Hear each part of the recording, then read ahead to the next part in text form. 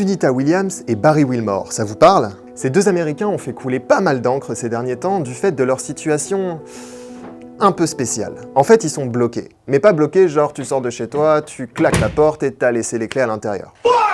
Eux, ils sont bloqués dans l'espace, et je vais vous raconter leur histoire qui est aussi celle de l'humiliation pure et simple d'un géant mondial de l'aéronautique. Nous sommes le 5 juin 2024 sur la base de lancement de Cap Canaveral en Floride. C'est un jour important pour l'agence spatiale américaine, mais aussi pour l'un de ses constructeurs, Boeing.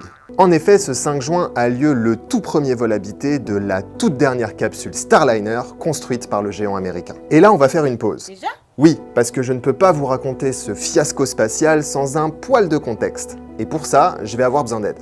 En 2011, les navettes spatiales américaines qui transportent les astronautes jusqu'à l'ISS depuis 1981 sont retirées du service. En cause, un accident mortel qui date de 2003 et qui a coûté la vie de tout un équipage. Du coup, après ça, la NASA, elle se retrouve le bec dans l'eau. Et pour envoyer ses astronautes jusqu'à la station spatiale, elle est contrainte d'acheter des places à l'intérieur des capsules russes Soyouz. Et alors, autant vous dire que l'agence spatiale russe, elle pratique pas vraiment les tarifs d'amis. Bon, et puis même, je sais que la guerre froide est terminée, mais les Américains qui dépendent des Russes, ça la fout mal. Pour vous parler de la suite avec le plus de précision possible, j'ai fait appel à Xavier Pasco. Il est chercheur sur les questions de politique de l'espace et il dirige aussi la Fondation pour la recherche stratégique. Ça, c'était vraiment un fardeau politique aux États-Unis. Le Congrès était extrêmement remonté contre ça.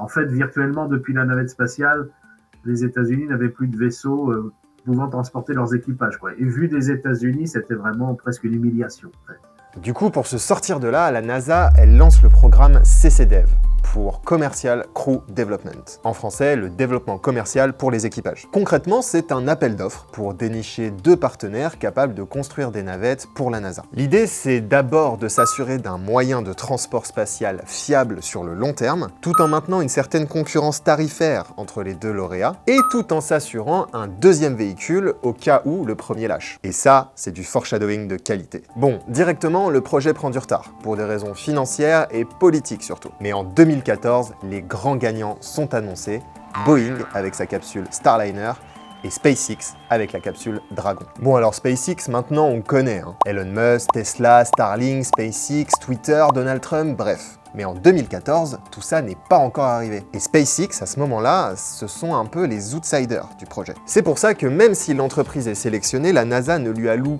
que 2,6 milliards de dollars pour le développement de sa capsule. Et je dis que parce que Boeing, de son côté, reçoit 4,2 milliards de dollars pour Starliner. Mais bon, en même temps, c'est Boeing. Ils sont là depuis 1916 et entre-temps, ils se sont fait une place dans l'aviation civile et dans l'aviation militaire au sens large. Bref, un géant américain qui paraît tout de suite plus crédible. Ce géant, il propose donc la capsule Starliner ou CST-100 pour Crew Space Transportation 100. 100 étant une référence à la ligne de Kármán qui se situe à 100 km de la Terre et qui marque le début de l'espace. Alors au tout départ, le premier vol à vide est prévu pour juin 2017 avec un premier vol habité en octobre de la même année.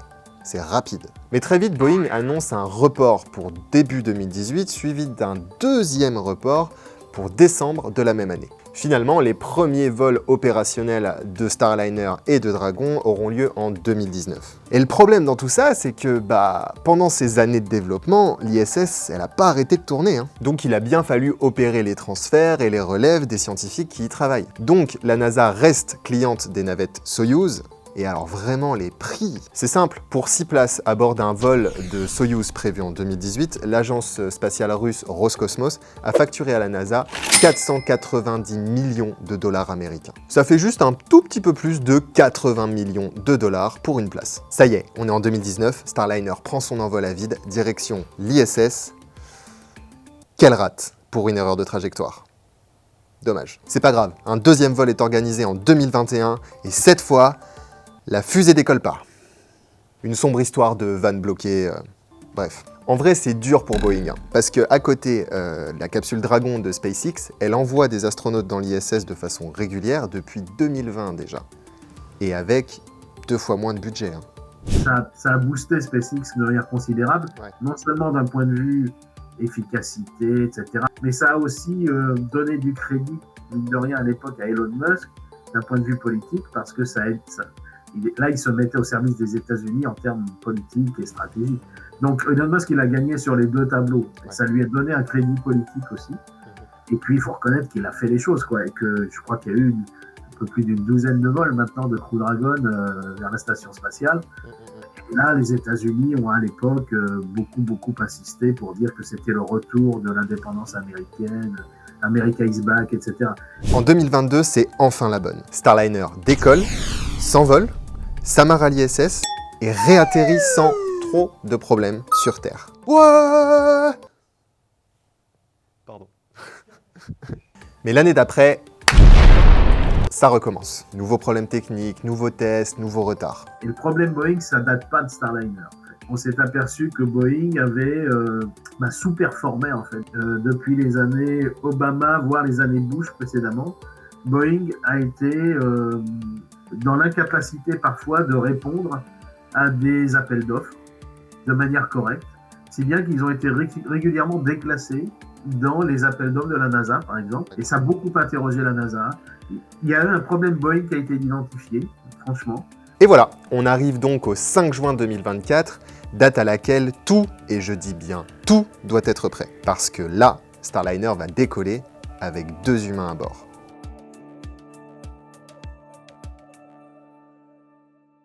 Ça y est, les lanceurs de la fusée sont activés. Une poussée extraordinaire soulève la capsule qui quitte le sol américain pour s'élancer vers les étoiles. Le lancement est une réussite. Phew. À bord, Barry Butch Wilmore et Sunita Suni Williams sont les premiers êtres vivants à confier leur vie à Starliner. Et il s'agit encore d'une mission test, certains diront un vol de démonstration, avant que Starliner commence, comme Dragon, ses allers-retours spatiaux. Donc vous vous en doutez, après tous ces retards et tous ces problèmes techniques, il faut que ça marche. Et ça marche! À l'exception d'un tout petit détail. En plein vol, des fuites d'hélium sont repérées. Juste avant l'amarrage à l'ISS, plusieurs propulseurs de la capsule s'arrêtent purement et simplement. Et là, j'imagine pas la tête des pilotes ni celle de l'équipe de contrôle sur le sol de Cap Canaveral. Bon, gros coup de stress, mais Starliner parvient quand même à s'amarrer à l'ISS et ça y est, les astronautes sont dans le labo spatial. Au départ, ils doivent y rester 8 jours pour observer comment la capsule se comporte une fois amarrée dans l'espace. Bon, du coup, ils vont surtout essayer de comprendre ce qui a déconné à l'aller. Finalement, Starliner va être ausculté tout l'été 2024. Et le 24 août, le couperet tombe, la capsule reviendra à vide. La NASA refuse de tenter un vol-retour habité pour des raisons de sécurité, et on les comprend. 2003, plein de morts, tout ça. Suni Williams et Butch Wilmore seront donc transférés sur la prochaine mission spatiale réalisée par SpaceX. Ça pique pour Boeing, hein. Et là, il faut que je vous explique comment fonctionnent les relèves de l'ISS. En gros, l'équipe de relève monte en vaisseau pour remplacer celle qui était déjà sur place. Cette dernière, quant à elle, redescend avec le même vaisseau. Le problème, c'est qu'aucune mission ne part avec des sièges vides.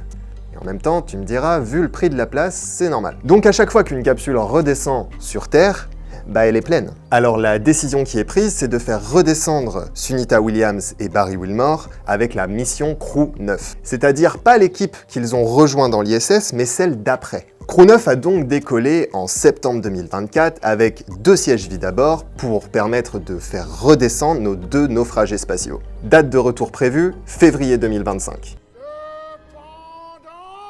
Eh bah ouais, c'est pas fini.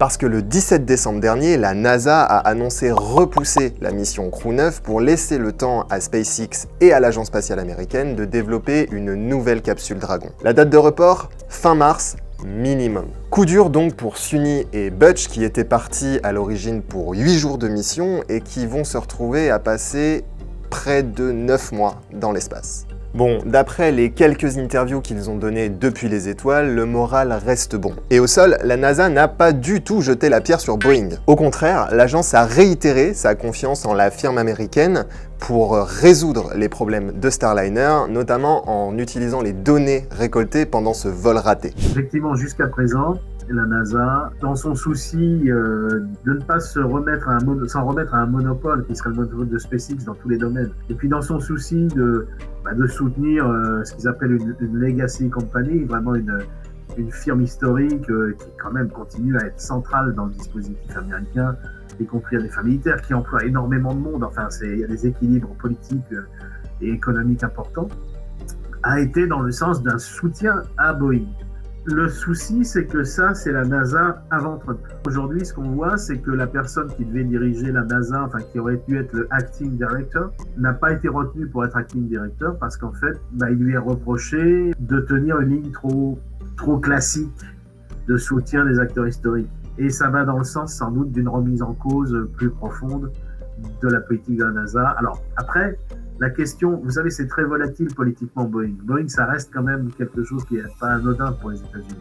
Donc, on verra à ce stade si il y a vraiment un risque pour Boeing d'être complètement sorti et de comme vous disiez, s'effacer progressivement, ou si en fait, voilà, et ça va vraiment dépendre du lien aussi Trump-Musk et du rôle de Musk. Voilà pour l'histoire de Suna Williams et Butch Wilmore. Et si ces 8 mois dans l'espace vous impressionnent, sachez qu'ils sont encore loin du record de la mission la plus longue dans l'ISS. Ce dernier est détenu par les Russes Oleg Kononenko et Nikolai Chubb, qui ont passé 373 jours d'affilée dans l'espace. Ils ont atterri le 23 septembre 2024 sur Terre.